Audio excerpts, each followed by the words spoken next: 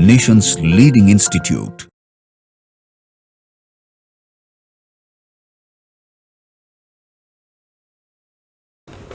Hello students, today I am going to discuss a spot test 11 which held on 12th April 2023. I am going to discuss physical chemistry portion of this test which started from question number 1. तो हम देखते हैं question number 1. कह रहा है कि 14 gram of elements X combine with 16 gram of oxygen. तो X है कोई एलिमेंट है जो कि कंबाइन कर रहा है ऑक्सीजन से, ये बना रहा है ऑक्साइड बनाएगा. तो ये 14 ग्राम कंबाइन कर रहा है 16 ग्राम ऑक्सीजन से. कितना ग्राम ऑक्सीजन से? 16 ग्राम ऑक्सीजन से. Correct. On the basis of this information which of the following is the correct statement. इसमें से कौन सा स्टेटमेंट करेक्ट है? तो पहला करा है कि the element X could have an atomic weight 7 and its oxide. पहले तो देख लीजिए इसमें ऑक्साइड जो बनाया है वो XO के फॉर्म में बनाया है, X2O के फॉर्म में बनाया है, XO2 के फॉर्म में बनाया है. 3 फॉर्म में बनाया है. अगर XO के फॉर्म में तो इसमें आप देख रहे हैं कि अगर 16 ग्राम ऑक्सीजन है, अगर ये 16 ग्राम तो ये 14 ग्राम रहेगा. अगर इसमें देखिएगा तो 16 ग्राम है तो यहां पर भी 14 ग्राम रहेगा. तो 14 मतलब 2 इंटू 7 इज टू 16 मतलब एटॉमिक मास कितना हो जाएगा? अगर A की बात कीजिएगा तो A इसमें 7 हो जाएगा, इसमें A 14 रहेगा. और अगर इसकी बात करते हैं तो 16 लीजिएगा तो 32 में 32 में तो यहाँ पर 7 आ जाएगा. चूंकि अगर ये 14 है तो 14 है तो यहाँ पर 32 होना चाहिए. ऑक्सीजन के अनुसार तो यहाँ पर 32 होना चाहिए, तो यहाँ 7 से कंबाइन होना चाहिए. ठीक है. तो इसका जो एटॉमिक मास है वो 7 हो जाएगा एटॉमिक मास. तो अब हम ऑप्शन पर आते हैं.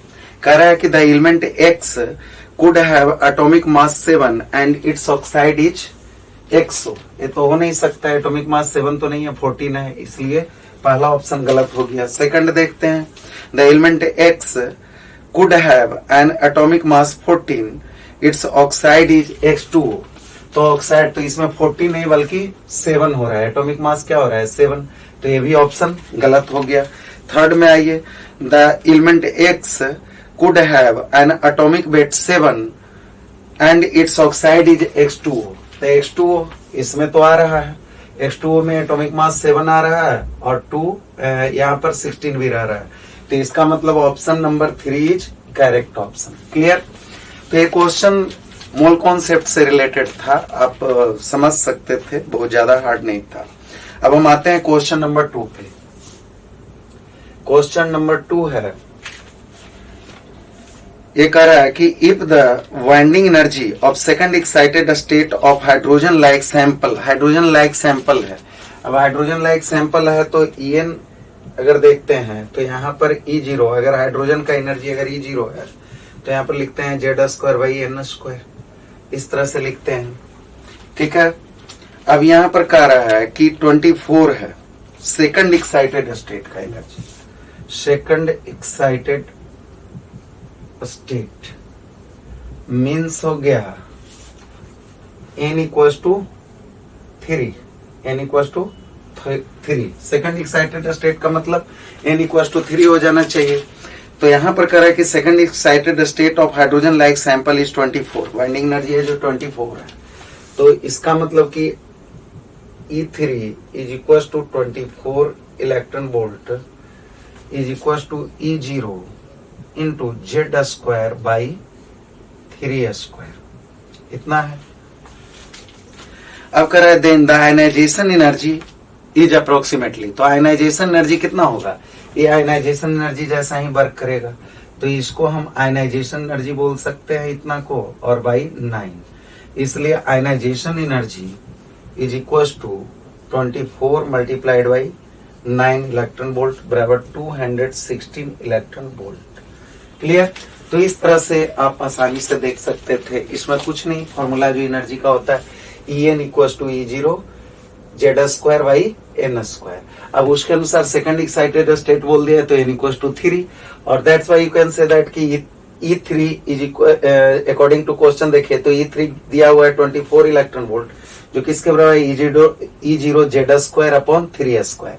अब E0 Z स्क्वायर को आयनाइजेशन एंथैल्पी भी बोल सकते हैं, हाइड्रोजन लाइक। अब Z तो हमें मालूम नहीं है, इसलिए हम E0 इंटू Z स्क्वायर को डायरेक्ट हम आयनाइजेशन, जो कि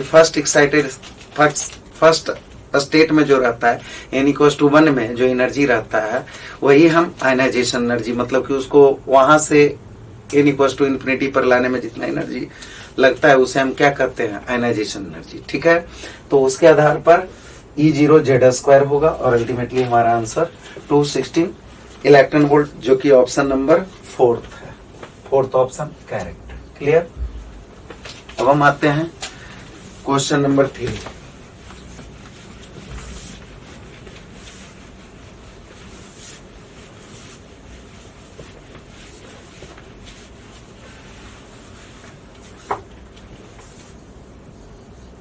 क्वेश्चन नंबर 3 में कह रहा है कि under what condition will a pure sample of an ideal gas not only exhibit a pressure of 1 atmosphere but also concentration of 1 mole per litre. देखिए व्हाट कंडीशन, और यहाँ पर temperature, volume, STP, none of these.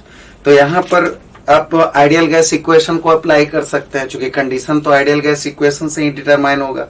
तो यहाँ पर आपका pressure दे रखा है, pressure equals to 1 atmospheric pressure, और आपके पास कंसंट्रेशन दे रखा है, कंसंट्रेशन अर्थात NyV equals to 1 mole per litre. ठीक है, तो अब यहां पर हम जानते हैं आइडियल गैस इक्वेशन से PV बराबर nRT, और आप लिख सकते हैं P equals to NyVRT। NyV आपको मालूम है, P मालूम है, R आपको मालूम है, तो अर्थात T निकालना है। तो T इक्वल्स टू क्या होगा, T equals to P upon NyV into R। P 1 atmospheric pressure और NyV बराबर 1 मोल पर लीटर, और R बराबर 0.082 आप लिख सकते हैं, 821। तो यहाँ अगर इसको दशमलव हटाते हैं तो वहां पर 1000 लिख सकते हैं। ठीक है, अगर एक पॉइंट हटा दीजिए तो यहाँ 82 से डिवाइड कीजिएगा 1000 में, तो 8 15 ठीक 20 नहीं 15 से नीचे आएगा, 8 से यहाँ पर 12 के करीब आएगा, 12 8 96, तो 12 केल्विन। इस तरह से टेम्परेचर क्या आ जाएगा, 12 केल्विन। तो इसमें ऑप्शन नंबर 3 ये 3rd ऑप्शन करेक्ट हो जाएगा। क्लियर। तो यहाँ पर कंडीशन निकालना था, तो कंडीशन में जब NyV दे रखा है, P दे रखा है, अर्थात टेम्परेचर ही, और टेम्परेचर ऑप्शन में भी है, STP तो होगा नहीं, तो यहाँ पर कंडीशन क्या आएगा, T इक्वल्स टू 12 केल्विन। तो इस तरह से आप देख सकते हैं कि इसका 3rd चॉइस 3 का 3। अब 4th नंबर क्वेश्चन में क्या कहना चाह रहा है, A reaction can occur spontaneously। कोई भी रिएक्शन स्पॉन्टेनियस होता है, मीन्स डेल्टा जी निगेटिव होना चाहिए। डेल्टा जी क्या होना चाहिए, निगेटिव। अगर स्पॉन्टेनियस है तो डेल्टा जी निगेटिव, और डेल्टा जी बराबर जानते हैं delta H minus T delta S is negative, इसलिए delta H is less than T delta S। तो आप देखिए ऐसा कौन सा ऑप्शन है, T delta S is greater than delta H, second option. ठीक है, जब दोनों पॉजिटिव रहेगा, अगर ए भी पॉजिटिव है और ए भी पॉजिटिव है तो ऑटोमेटिकली ये क्या हो जाएगा, इस तरह का कंडीशन आएगा, तो ये सेकंड ऑप्शन करेक्ट है। क्लियर, जब दोनों पॉजिटिव रहे तो। क्लियर। अब इसमें आते हैं क्वेश्चन नंबर 5 में।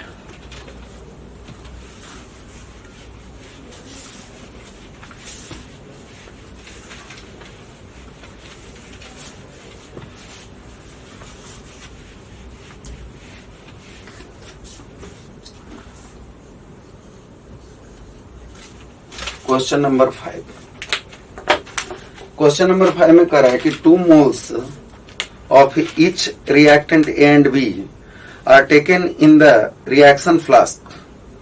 They react as the following manner, in the following manner, Ag Bg, मतलब A गैसेस फॉर्म में प्लस B गैसेस फॉर्म में है, A बना रहा है C गैसेस फॉर्म में प्लस D गैसेस फॉर्म में। ठीक है, at equilibrium it was found that the concentration of C is triple that of B.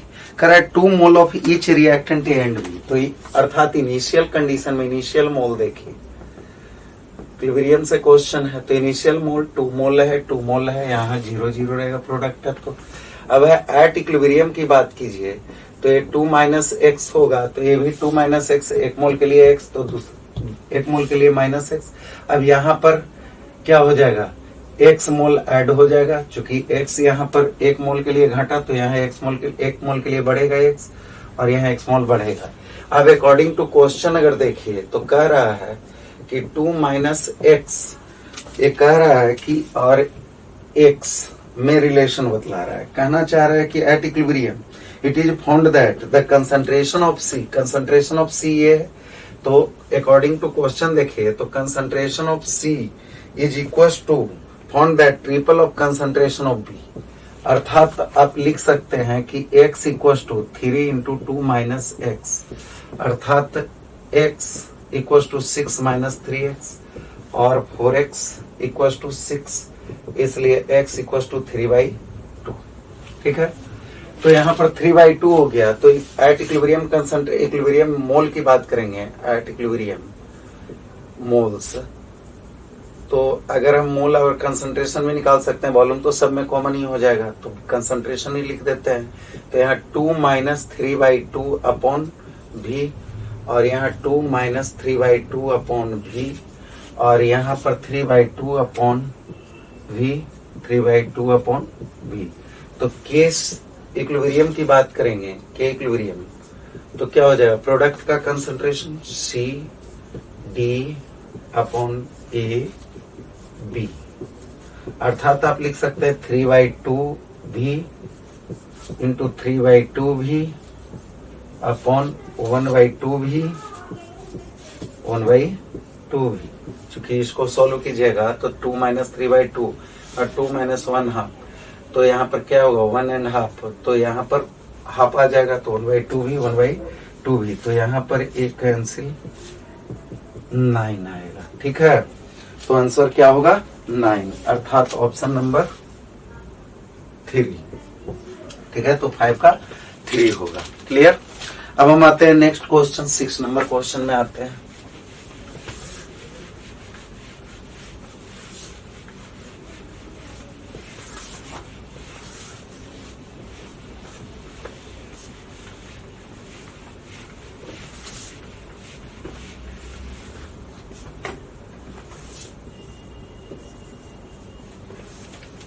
Six number question में करा है कि how many gram of NaOH must be present in 1 litre of solution to give pH equal to 12। तो यहाँ पर दे रखा है, हमको कह रहा है कि number of how many gram of NaOH, अर्थात NaOH का मास हमें निकालने का रहा है, वेट निकालने का रहा है, W बराबर वाट।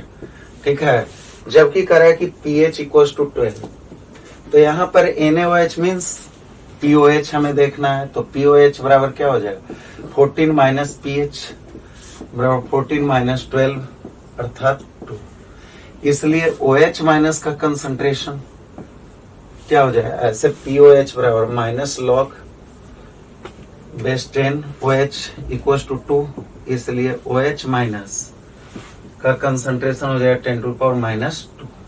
ठीक है, तो इसका मतलब OH माइनस का जो कंसंट्रेशन आया वही हमारा मोल रिप्रेजेंट कर देगा, ये मोलैरिटी में आ गया। तो वॉल्यूम भी में लेते हैं तो number of mole per unit volume, तो इसलिए मोल ऑफ NaOH की बात करें बराबर NOH बराबर 10 टू द पावर माइनस 2 मोल आप कह सकते हैं 1 लीटर में। तो इसलिए WNaOH, तो मास से अगर इसको गुना कर दें 10 पावर माइनस 2 गुने 40, कि इसका मोलर मास 40 होता है, तो अल्टीमेटली क्या आ जाएगा 0.4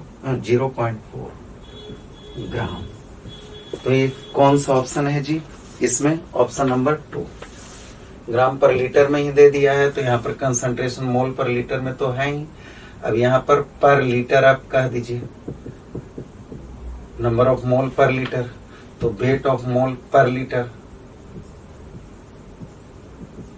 चूंकि ऑप्शन में भी पर लीटर करके ही चला है, तो नंबर ऑफ मोल 0.4 ग्राम पर लीटर। क्लियर। तो इस तरह से आप 6 नंबर का ऑप्शन नंबर 2 देखिए, करेक्ट। क्लियर। अब आते हैं क्वेश्चन नंबर 7।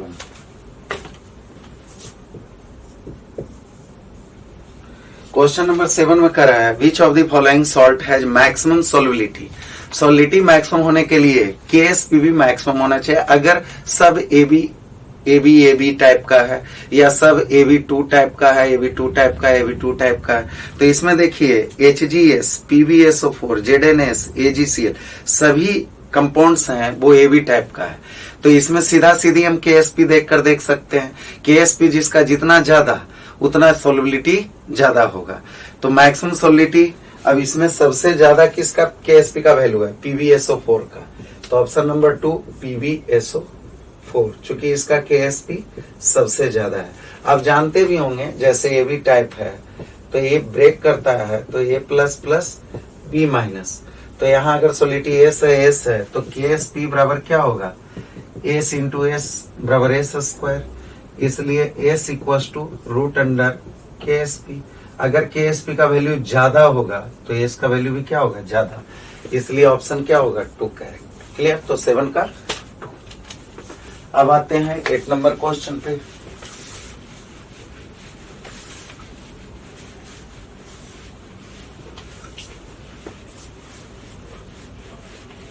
क्वेश्चन ठीक लग रहा होगा, बहुत ज्यादा टफ नहीं आता है स्पोर्ट में, और आप सबसे सभी NCERT बेस्ड रहते हैं और आपको ऐसा ही नीट में भी क्वेश्चन आता है, इसलिए प्रैक्टिस आपका और अच्छा हो जाएगा। Question number 9। क्वेश्चन नंबर 9 में कहना चाह रहा है, question number 8, sorry question number 8। Question number 8 देखिए कि an element with atomic mass 100 has a BCC structure and edge length 400 picometer। तो यहाँ पर हमको कह रहा है कि BCC स्ट्रक्चर है, तो BCC स्ट्रक्चर है तो Z इक्वल टू 2। यहाँ पर जब जैसे ही बोल दिया BCC स्ट्रक्चर, इसका मतलब BCC स्ट्रक्चर, तो यहाँ Z इक्वल टू 2। ठीक है। अब यहाँ पर कह रहा है कि atomic mass M equal to 100। ठीक है। अब कह रहा है कि edge length A equal to 400 picometre. Picometre का मतलब होता है 400 cross 10 to the power minus 12 metre, अर्थात 4 गुने 10 to the power minus 10 metre. ठीक है। तो हम डेंसिटी हमें निकालने का है, तो डेंसिटी का हम फॉर्मूला जानते हैं ZM upon Na into AQ, Na into AQ।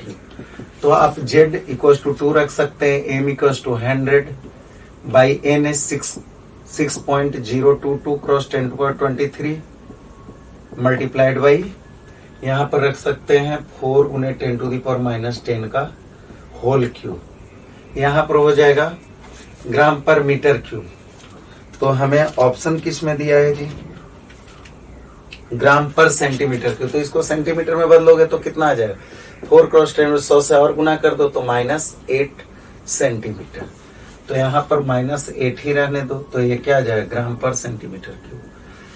तो यहाँ पर आ जाएगा 2 क्रॉस 100 अपॉन 6 ही रख लेते हैं, 6.022 के जगह 4 चौके 16 चौके 64 गुने 8 24 10 के पावर 23 गुने 10 के पावर 24 -24।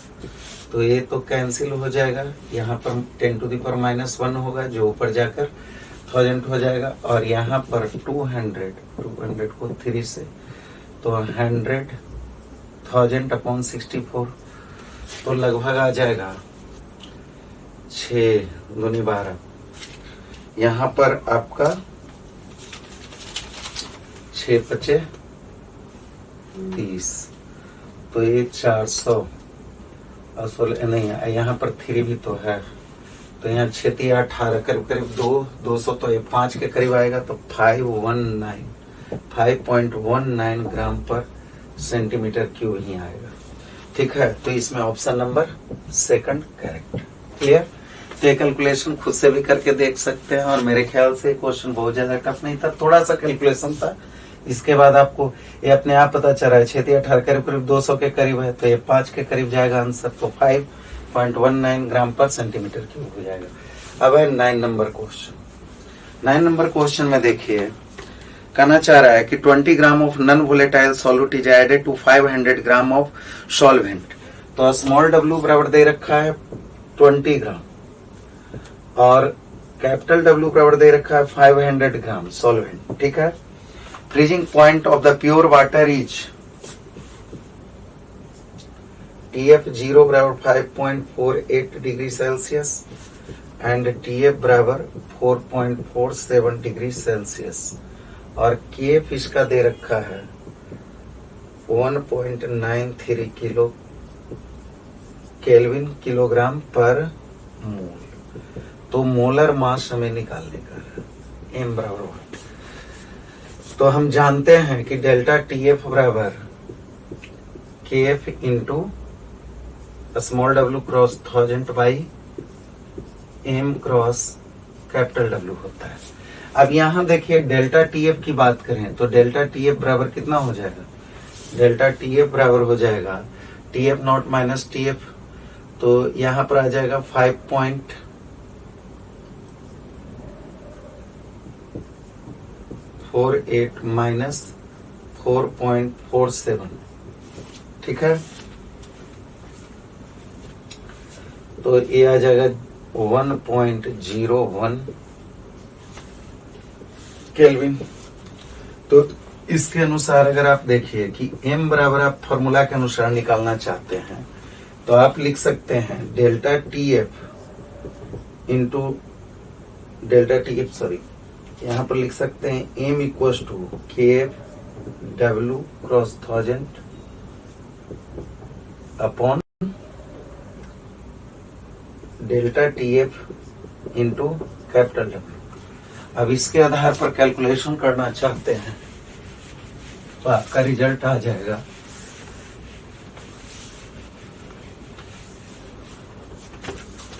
तो केफ का वैल्यू कितना दे रखा है 1.93, इसलिए m equals to 1.93 cross small w बराबर दे रखा है 20 gram into 1000 upon delta TF 1.01 cross small w बराबर 500, ठीक है। तो ये 2 से कट गया 440, तो 40 और 1.01 को 1 ही मान सकते हैं, तो ये करीब करीब 2, तो 80 के करीब आना चाहिए। तो यहाँ पर 76 पॉइंट, बाकी तो 80 के करीब तो 77 है और 76 है, इसको एग्जैक्ट लाइएगा तो यहाँ पर 76.4 आएगा। अब एग्जैक्ट कैलकुलेशन करिएगा तो इसमें आ जाएगा ग्राम पर मोल, ठीक है। तो इतना आएगा, ये option number second correct. Clear. अब आता है question number 10।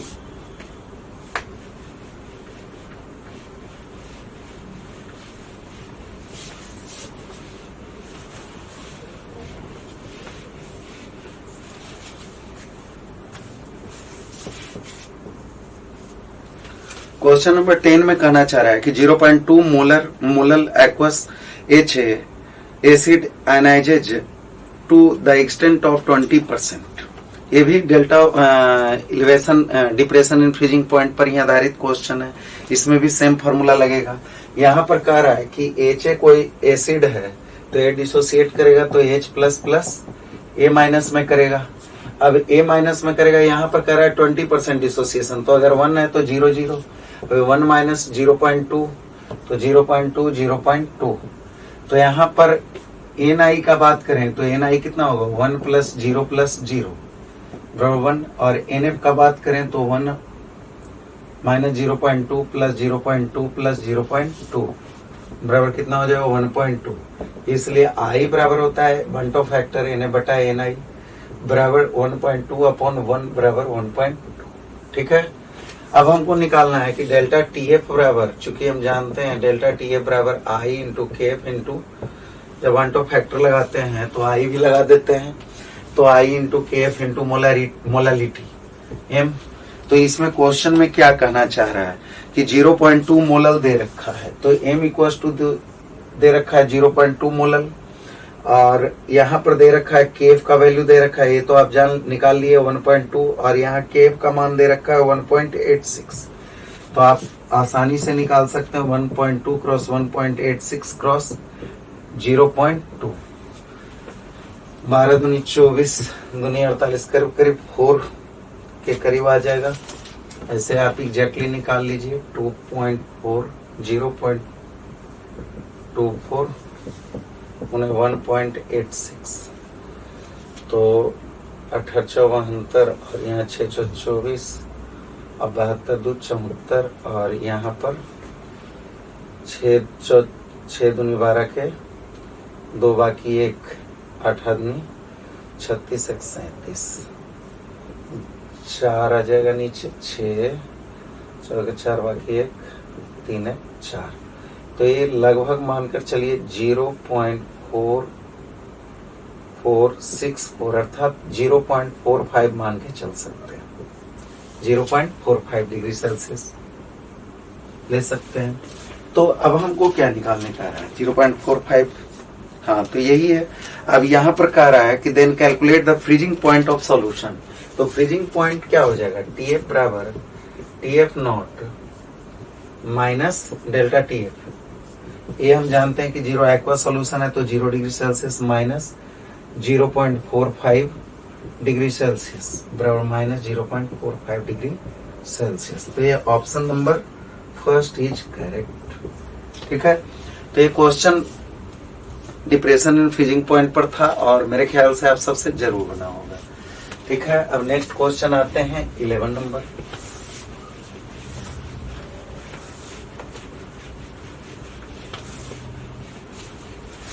One top factor लगाना था, वन टॉप फैक्टर आप निकालना जानते हैं NN बाई NI से।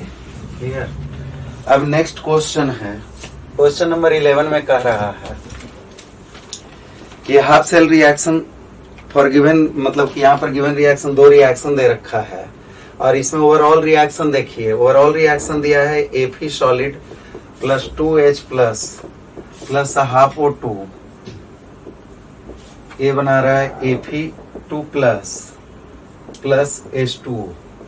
ठीक है, तो इसका अगर सेल रिप्रेजेंटेशन लिखना चाहिएगा तो आपके पास आएगा Fe2 प्लस, फिर सॉल्ट ब्रिज, फिर H प्लस O2 और H2O, ये आप कीजिएगा। तो ये आप देखिए राइट है और ये लेफ्ट है, तो यहाँ पर H प्लस H2O डायरेक्ट आप लिख सकते हैं। तो इसमें आप देखिए कि ई सेल, ई नोट सेल की बात कीजिए तो ई राइट माइनस ई लेफ्ट लेते हैं स्टैंडर्ड इलेक्ट्रोड पोटेंशियल में। तो ई राइट रिएक्शन क्या है, H प्लस H2O बना रहा है जो, तो H प्लस H2O का सेल पोटेंशियल दे रखा है, half cell potential 1.23 plus 1.23 volt minus E left में देखिए कि Fe2 प्लस से Fe बना रहा है, तो यहाँ पर माइनस 0.44 वोल्ट। ठीक है, तो ये दोनों ऐड हो जाएगा तो 1.67 वोल्ट इतना आएगा सेल पोटेंशियल। तो इसका वैल्यू कितना आएगा 1.67, तो ये option number first is correct. ठीक है, अब हम आते हैं क्वेश्चन नंबर 12 पे। क्वेश्चन नंबर 12 में करा है कि specific conductance of 0.1 molar NaCl solution is 1.01 cross 10 to the power -2 per Om centimetre. तो यहाँ पर आपका कंसंट्रेशन दे रखा है 0.1 मोलर और K दे रखा है 1.01 cross 10 to the power -2 per ओम पर सेंटीमीटर। तो मोलर कंडक्टिविटी निकालने का है, तो मोलर कंडक्टिविटी बराबर आप जानते हैं K क्रॉस 1000 अपॉन C। अब K बराबर आपके पास है 0.01 गुने 10 पावर माइनस, जब सेंटीमीटर में हो तो ऊपर 1000 आ जाता है, अगर मीटर में होता तो नीचे 1000 आ जाता। तो यहाँ पर इतना आ जाएगा K का वैल्यू 1 पॉइंट इतना और मल्टीप्लाइड बाई 1000 अपॉन C बराबर 0.1। तो ये दशमलव हटाइएगा तो 10 से गुना हो जाएगा, तो 1.01 है 10 to the power 4, 10 to the power -4, तो यहाँ -2, तो यहाँ पर +2 में आ जाएगा, इतना आएगा पर ओम सेंटीमीटर स्क्वायर पर मोल में आएगा। ठीक है, तो option number first is correct, इसमें भी फर्स्ट ही करेक्ट है। ठीक है, अब हम नेक्स्ट क्वेश्चन 30 नंबर देखते हैं। क्वेश्चन ठीक था, कंडक्टिविटी से। अब नेक्स्ट क्वेश्चन आता है 30 number.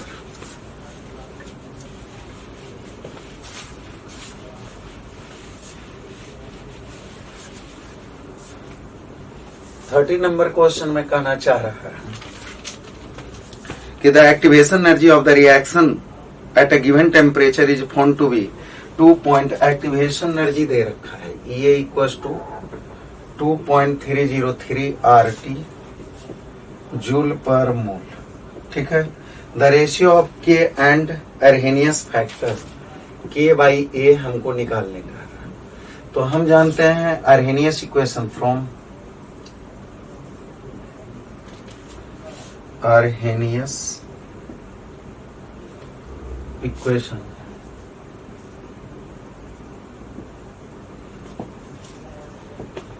K equals to A into e to the power minus CA/RT होता है। बराबर आप लिख सकते हैं A into e to the power minus 2.303 RT by ये की जगह और अपॉन RT, तो ये दोनों कैंसिल हो गया।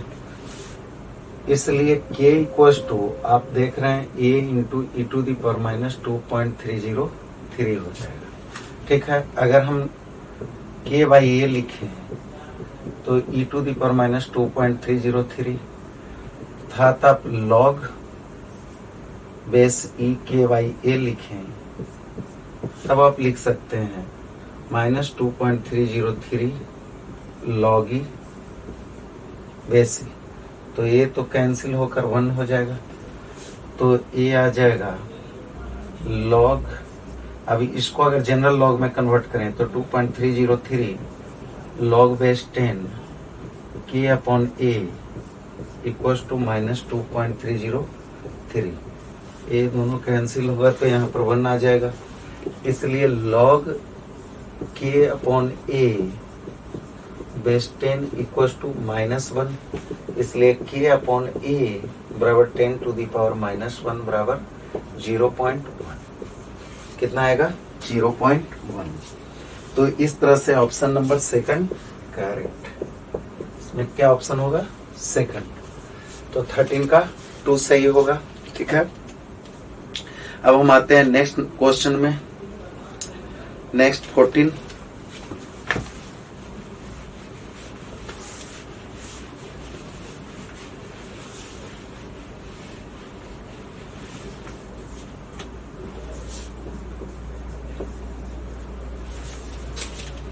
नंबर क्वेश्चन में कहना चाह रहा है कि which of the following is correctly matched. तो ये देखिए सरफेस केमिस्ट्री से, कोलाइडल सॉल्यूशन से रिलेटेड है।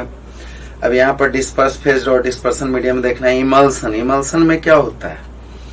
इमल्सन में देखिए स्मोक दिया है, जबकि स्मोक एरोसोल होता है, सॉलिड इन गैस होता है, सॉलिड इन डस्ट पार्टिकल होता है, या स्मोक में मेनली डस्ट पार्टिकल गैस में रहता है। जेल, तो ये तो ऑप्शन गलत है। सेकंड में ये जेल में चीज, जेल। लिक्विड इन सॉलिड आप कह सकते हैं, जेल लिक्विड इन सॉलिड, तो यहाँ पर चीज, चीज बटर, हाँ चीज बटर ये सब आता है, तो इसमें जेल सेकंड ही ऑप्शन करेक्ट है, करेक्टली मैच। तो इसमें सेकंड हो जाएगा जेल। ठीक है, जेल में क्या है? आप चीज भी कह सकते हैं, इसका दूसरा एग्जांपल बटर भी होता है। सब क्या रहता है? Liquid in solid, liquid in solid. अब एरोसोल का है, तो एरोसोल में क्या होता है कि एरोसोल में आप लिक्विड लिक्विड, आप लिक्विड लिक्विड नहीं है। अब इसमें तो हो जाएगा कि सॉलिड इन गैस लेते हैं एरोसोल में, लेकिन हेयर क्रीम होता है जो लिक्विड लिक्विड होता है, इमल्सन होता है, जो ये सही नहीं मैच्ड है। और सॉल में व्हिप्ड क्रीम ये भी मैच नहीं है, क्योंकि जो व्हिप्ड क्रीम होता है वो फॉर्म होता है गैस इन लिक्विड, तो इस तरह से option number second is correct 14। ठीक है, ये थ्योरेटिकल पोर्शन से और आपका एक सरफेस केमिस्ट्री में एक चार्ट बनाया हुआ है कोलाइडल सॉल्यूशन में, तो उस जगह आप देख सकते हैं। हमारे ख्याल से आपको ये इजिली समझ में आ जाएगा। अब आते हैं सेक्शन नंबर बी में, कि सेक्शन नंबर ए में 14 क्वेश्चन थे, ये ऑल 14 डिस्कस्ड हो गए। अब आते हैं सेक्शन बी में। तो सेक्शन बी स्टार्ट होता है 36 नंबर से। 36 नंबर क्वेश्चन कह रहा है कि 1 gram of carbonate M2CO3 on treatment with excess HCl produces 0.01186 gram of CO2. The molar mass of M2CO3, ये मोल कॉन्सेप्ट से बहुत इजी क्वेश्चन है। M2CO3 है, इसको HCl से ट्रीट किया गया तो प्रोड्यूस हो रहा है CO2। अब CO2 प्रोड्यूस हो रहा है, इसके साथ साथ और भी चीजें प्रोड्यूस हो रहा है। MCl हो रहा है, 2MCl बना दिया प्लस H2O बना दिया, इतना हो रहा है। तो यहाँ देखिए, अगर देखिए तो यहाँ पर ये बैलेंस इक्वेशन है, यहाँ पर 2 से मल्टीप्लाइड कर दीजिए तो ठीक है। तो अगर ये 1 मोल है, इसका कोफिशिएंट 1 है, तो यहाँ पर भी कोफिशिएंट क्या है 1 है। तो स्टोइचियोमेट्री लगाते हैं तो 1 मोल के लिए क्या होना चाहिए 1 मोल। अब हमको कह रहा है कि 1 ग्राम ऑफ ए दिया हुआ है 1 ग्राम, 1 gram of M2CO3 treated with excess HCl produces 0.01186 मोल। तो 1 मोल तो 1 मोल अर्थात 0.01186 मोल मीन्स ये भी क्या हो जाएगा 0.01186 मोल ऑफ M2CO3। लेकिन ये 1 ग्राम दिया है, तो अगर मोलर मास से अगर हम डिवाइड कर दें, ये हमें मोल पता चल गया, तो मोलर मास से डिवाइड करके आसानी से हमें पता चल जाएगा। 1 upon weight upon molar mass बराबर क्या होता है मोल 0.01186 और वेट दे रखा है 1 ग्राम बटा मोलर मास अब इक्वल टू 0.01186, इसलिए m इक्वल टू 1/0.01186। तो ये अगर दशमलव ऊपर करते हैं तो 1.1 100, तो ये करीब करीब आपका आ जाएगा 84 पॉइंट। चूंकि 100 यहाँ पर अगर लिखते हैं 100 तो यहाँ पर आएगा 1.186, तो ये 1 से तो ज्यादा है, तो 1 से ज्यादा है 100 में, तो 100 से तो कम आएगा, तो यहाँ पर आएगा 84.3 ग्राम पर मोल। ठीक है, ऑप्शन नंबर 4 इज करेक्ट। ठीक है, तो ये बहुत आसान क्वेश्चन था, मूल कॉन्सेप्ट से था, स्टोइचियोमेट्री लगाना था, जिसमें सिंपली आप चाहते तो डायरेक्ट भी इसको रिलेट कर सकते थे कि इतना मल्टीप्लाइड बाई मतलब मोलर मास से कि 1 ग्राम के लिए तो 1 ग्राम 1/m बराबर इतना। ठीक है, तो एक्चुअली हम रिलेशन बतलाने की कोशिश किए हैं। ठीक है, अब आते हैं 37 नंबर क्वेश्चन पे।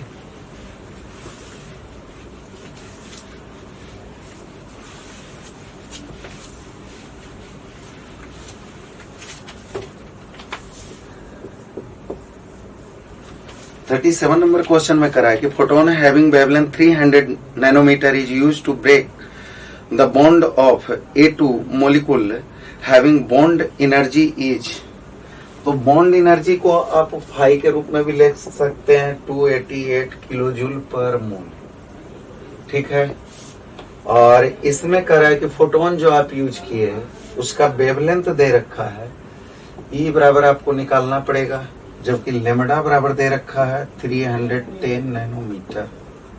ठीक है, तो कह रहा है kinetic energy, percentage of kinetic energy of photon, percentage of kinetic energy, percentage of kinetic energy बराबर।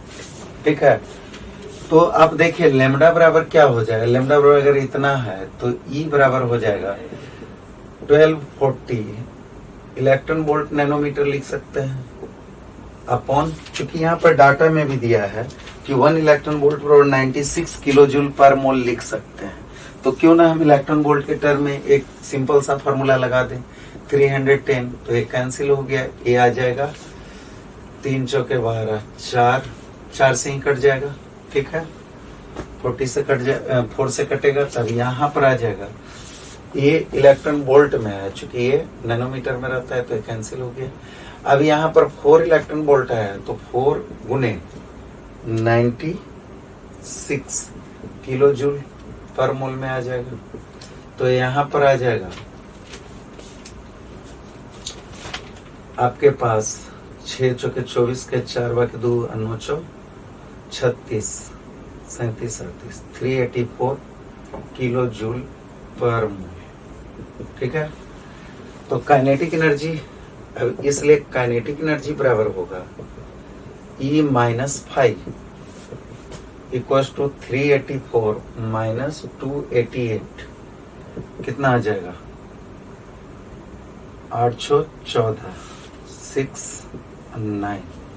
ठीक है, 288 में आ गया तो 9 और यहाँ पर कैंसिल, तो यहाँ 96 है, इसलिए percentage kinetic energy equals to kinetic energy upon total energy multiplied by 100 बराबर 96 upon total energy 384 multiplied by 100।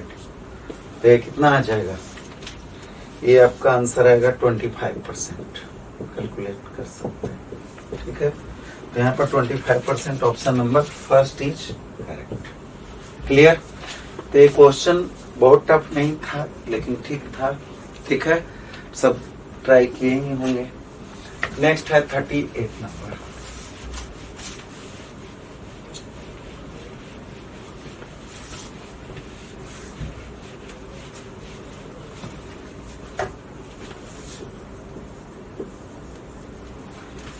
Number question में करा है कि standard enthalpy of the vaporisation delta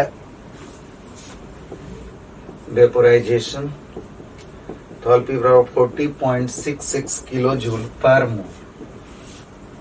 ठीक है, the internal energy of the vaporisation delta E या you, आप जो भी लिख सकते हैं, ई भी लिख सकते हैं या यू भी लिख सकते हैं, बराबर what internal energy of the vaporisation in kilo joule पर मोल इज व्हाट। ठीक है, तो किलो जूल पर मोल में ये निकालना है, किलो जूल पर मोल में।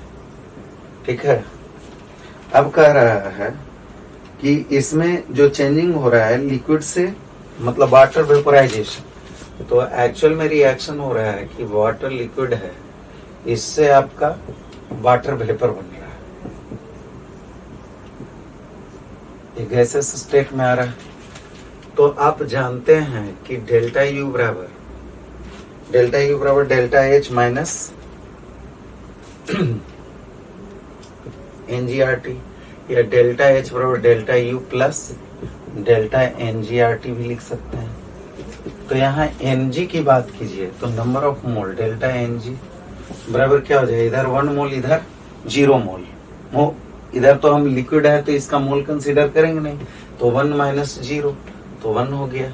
तो इसमें आ जाएगा डेल्टा एच बराबर हमारे पास दे रखा है 40.66 किलो जूल पर मोल, डेल्टा यू भी हमको किलो जूल पर मोल में ही निकालना है, तो plus delta n g 1, R बराबर होता है 8.314 और मल्टीप्लाइड बाई टी बराबर दे रखा है 100 डिग्री सेल्सियस, तो 373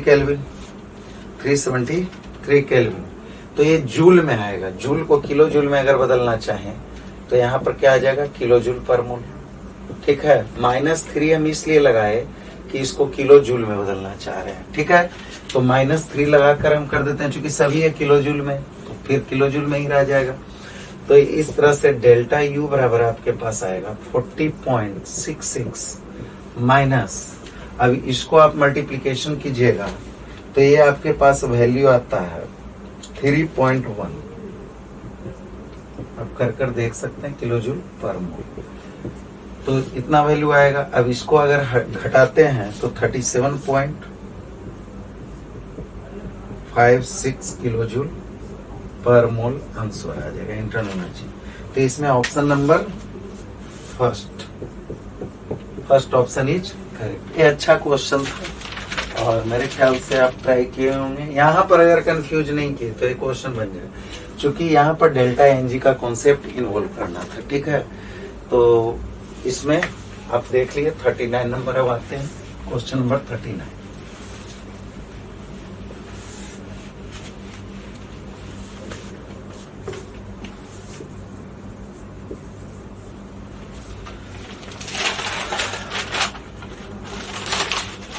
क्वेश्चन नंबर 39 में बफर सॉल्यूशन से है। Buffer solution is prepared in which the concentration of ammonia. ये अमोनिया का कंसंट्रेशन दे रखा है NH3 0.3 दे रखा है मोलर, एंड NH4 का कंसंट्रेशन दे रखा है NH4 plus is equal to 0.2 molar. Kb आपका दे रखा है Kb for NH3 equal to 1.8 cross 10⁻⁻⁵। तो हमें निकालने का रहा है pH बराबर, तो यहाँ पर बेस है, तो पहले तो आपका इन तीनों के सहारे POH निकलेगा। तो बफर सॉल्यूशन में आप जानते हैं POH बराबर PKB plus log salt by base लिखते हैं, अर्थात PKB प्लस लॉग। अब PKB मतलब ये क्या हो गया, यहाँ पर minus log 1.8 cross 10⁻⁵ plus log salt by, तो सॉल्ट तो आपके पास NH4 प्लस है अपॉन NH3। अब इसका वैल्यू आप जानते हैं 4.74 होता है। अगर ना भी जानते हैं तो याद रखिए कि अगर Kb का वैल्यू या Ka का वैल्यू अगर 1.8 क्रॉस 10⁻⁵ होता है तो इसको लॉग लेकर निकालिएगा, माइनस लॉग इतना कीजिएगा तो 4.74 होगा। अब 4.74 प्लस लॉग 0.2 अपॉन 0.3 अर्थात 23, तो यहाँ पर आ जाएगा 4.74 minus log 2 plus log 2 minus log 3, ये आ जाएगा। तो 4.74 प्लस 0.301 माइनस 0.477, तो इसको आप ऐड कर दीजिए तो 5.041 माइनस 0.477, ये घटा कर देखिए 7 4 11, फिर 3 7 3 10, तो 3 3 6 7 6 13, फिर यहाँ पर 9 आ जाएगा तो 5 4.564, तो 4.564 आ जाएगा। अब ये आया POH, तो इसलिए pH बराबर क्या होगा 14 minus POH equals to 14 minus 4.564 बराबर हो जाएगा 9.446, तो 9.436, तो आप इसको लिख सकते हैं 9.44। ये आपका ऑप्शन नंबर 3 इज करेक्ट। तो इसमें एक क्वेश्चन अच्छा था जिसमें आपको पहले POH निकालना था और POH निकालने के बाद pH पर आपका अल्टीमेटली आंसर लाना था, ठीक है। तो इसमें बस 2 फॉर्मूला लगाना था, एक POH और दूसरा pH के लिए 14 माइनस POH, ठीक है। तो बफर सॉल्यूशन के लिए आप जानते हैं बफर सॉल्यूशन में खास करके वीक बेस और देयर करस्पॉन्डिंग सॉल्ट रहता है, या weak acid their corresponding salt. तो अगर एसिड रहता तो यहाँ पर सॉल्ट अपॉन एसिड हो जाता, और बेस है तो salt upon base, concentration of salt upon base, ठीक है। बस यही एक फॉर्मूला लगता है बफर सॉल्यूशन में, और कुछ ज्यादा विशेष इसमें नहीं होता। तो 39 के बाद आप 40 नंबर क्वेश्चन।